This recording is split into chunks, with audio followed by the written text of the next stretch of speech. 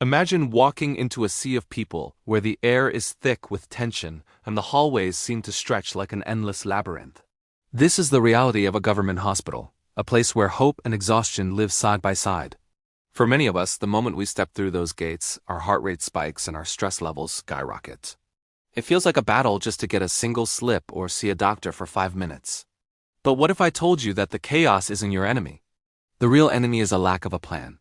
Today on Health Tips by Shaji, I'm going to show you how to master this system so you can get the best care without losing your mind or your dignity. Navigating a government hospital is an art, and once you learn the rhythm of the building, the crowds will no longer intimidate you.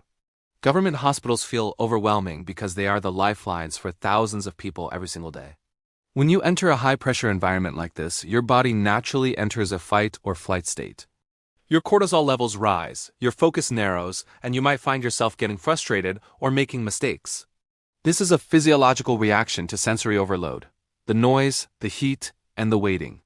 By understanding this, you can choose to stay calm and follow a strategic path. The benefit of a government hospital is access to highly experienced senior doctors and specialized equipment that private clinics often lack.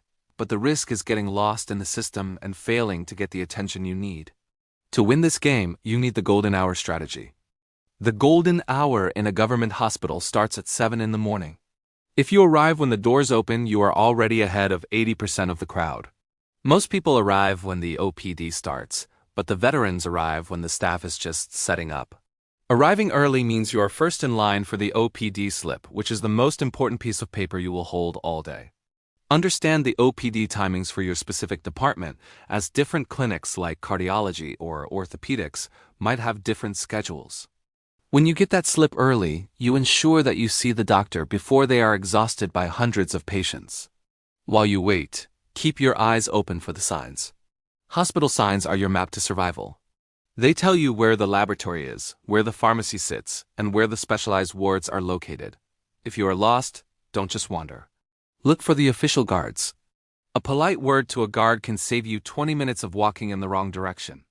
Always remember that there are separate counters for women and senior citizens. If you are bringing an elderly parent, use those dedicated lines to save time and energy. Preparation starts at home, not at the hospital gate. You need a proper hospital file. This isn't just a folder. It is a chronological history of your health. Organize your old medical reports by date, with the most recent ones on top. Keep multiple copies of your CNIC or identity documents ready. In a government system, your ID is your key. Without it, the system doesn't recognize you. Carry a small amount of cash in low denominations. Hospital slips and small fees are much easier to pay when you aren't asking for change for a large bill. Also, never forget your emergency contact numbers written down on a piece of paper, just in case your phone battery dies. Speaking of phones, carry a mobile charger or a power bank. You might be there for hours, and a dead phone in a crowded hospital is a safety risk. Wear your most comfortable clothes and sturdy shoes because you will be doing a lot of standing and walking. Pack a bottle of water and some light snacks like biscuits or fruit. Dehydration and low blood sugar are the main reasons people faint or lose their temper in long queues. In the summer heat, an umbrella or a cap is a lifesaver when you are waiting in outdoor lines. Once you are inside, you must understand the difference between the OPD and the emergency department. The emergency is for life-threatening situations only. If you have a chronic issue, stay in the OPD before you even see the doctor. Go to the vital station.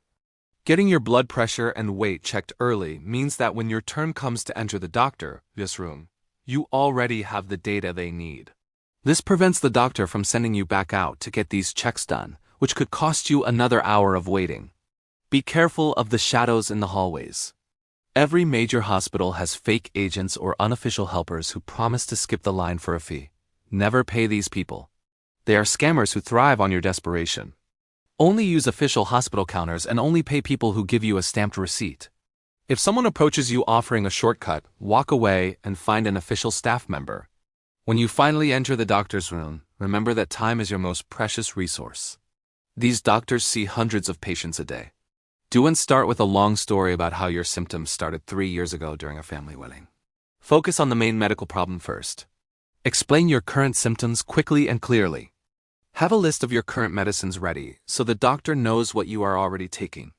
Ask 3 vital questions. What is my diagnosis? When is my follow-up visit? And how exactly should I take these new medicines?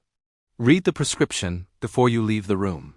If you can't read the handwriting, ask the doctor to clarify it right then and there.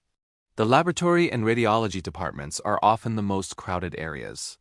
To navigate these, look for collection points that are further away from the main entrance.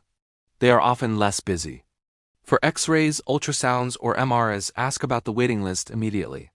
Sometimes the wait for a scan can be weeks, but if it's an emergency, the doctor can mark your slip as urgent to move you up the line.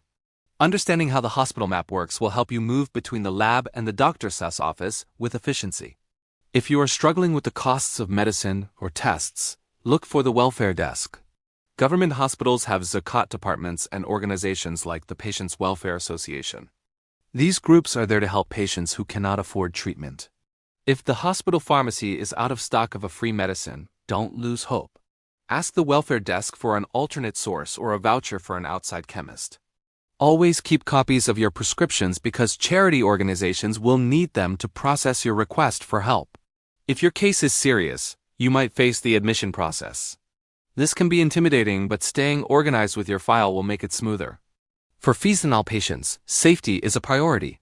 Stay in well-lit, crowded areas and always keep your personal belongings close to you. Never leave your bag or your phone with a stranger, even if they seem friendly. In a crowded hospital, misinformation spreads fast. If a stranger tells you the doctor has left or the lab is closed, go and check the counter yourself. Coming from another city? Plan your transportation carefully. Know the last bus or train time before you get deep into your appointments. If you are staying overnight in the emergency ward, have a family member stay with you to handle the logistics while you rest. The burden of a hospital visit is physical, but it's also mental. Prepare yourself for the noise and the crowds. Practice patience. The doctors and nurses are working under immense pressure with limited resources. A polite word, a smile, or a simple thank you to a tired nurse or a guard can change the entire energy of your interaction. Being respectful usually results in getting better guidance and more help. In conclusion, a government hospital is a system of gears. If you try to force your way through, you will get crushed. But if you learn how the gears turn, you can move through them smoothly. Arrive early, keep your documents organized, stay hydrated, and be precise with your communication. Organization saves you time, and in a medical situation, time saves lives. You have the right to good health care, and by being a prepared and informed patient, you are helping the system work better for everyone. Thank you for tuning in to Health Tips by Shaggy. If you found these tips helpful, make sure to follow and share this with your loved ones so they can also navigate their health journeys with confidence and peace of mind. Stay healthy and stay informed.